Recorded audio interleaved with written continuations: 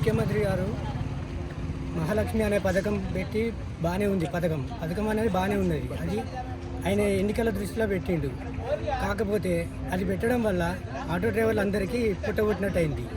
నువ్వు పెట్టిన పథకం ఏదో ఒకటేసారి అందరికీ ఫ్రీ అనకుండా నువ్వు బయట దూర ప్రదేశాలలో పోయే వాళ్ళకు పెట్టండి, అదొక పద్ధతి ఉంటుంది. అంతేగాని లోకల్లో కూడా పెట్టేసరికి ఈ లోకల్లో ఆటో నడుపుకునే వాళ్ళు వాళ్ళ కుటుంబాలను చదువుకొని బతికే వాళ్ళు చాలామంది ఉన్నారు. కొన్ని లక్షల మంది ఆటో డ్రైవర్లు ఉన్నారు. ఆ అందరి డ్రైవర్ల కొట్టగొట్టిన దీనికి మీరు ఈ మామూలుగా అయితే మాకు కాజీపేట నుంచి అనంకొండకి 30 రూపాయల టికెట్ ఉంటుంది. మేము రైల్వే స్టేషన్ అడ్డం అది. ఈ రైల్వే స్టేషన్లో కొన్ని వేల మంది ప్రయాణిస్తూ ఉంటారు. స్టేషన్లో దిగిన పబ్లిక్ అంతా మొత్తం ఆర్టీసీ బస్కి ఎక్కుతున్నారు. మా ఆటో దగ్గరికి ఎవరు రావట్లేదు.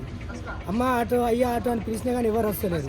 ఎందుకు? మాకు ఫ్రీ ఉన్నది, మాకు ఫ్రీగానే వెళ్తాం, మాకు బస్సు ఫ్రీ ఉన్నది కదా అని వెళ్తున్నారు. మరి అందరికీ ఫ్రీ పెట్టినప్పుడు లోకల్లో ఫ్రీ పెట్టినావు, మరి మా ఆటో డ్రైవర్ల మోగల పరిస్థితి ఏంటి? ఇన్నేళ్ళ నుంచి మేము ఆటోల మీదనే బతుకుంటున్నాం.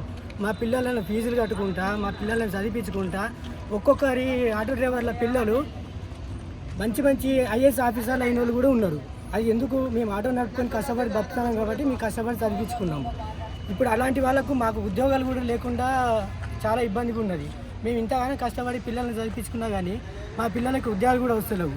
ఇవన్నీ రావాలనే కదా ఇన్నేళ్ళ నుంచి పరిపాలించిన 10 సంవత్సరాలు పరిపాలించిన టీఆర్ఎస్ పార్టీని కూడా కాదని మాకు కాంగ్రెస్ పార్టీ వస్తే మమ్మల్ని అందరినీ ఆదుకుంటాడనే ఉద్దేశంతో, మార్పు రావాలనే ఉద్దేశంతో కాంగ్రెస్ పార్టీని మేము గెలిపించినాక ముఖ్యమంత్రిగా మీరు ప్రమాణ స్వీకారం చేసిన తెల్లారే మా పొట్టలు కొడుతుంది.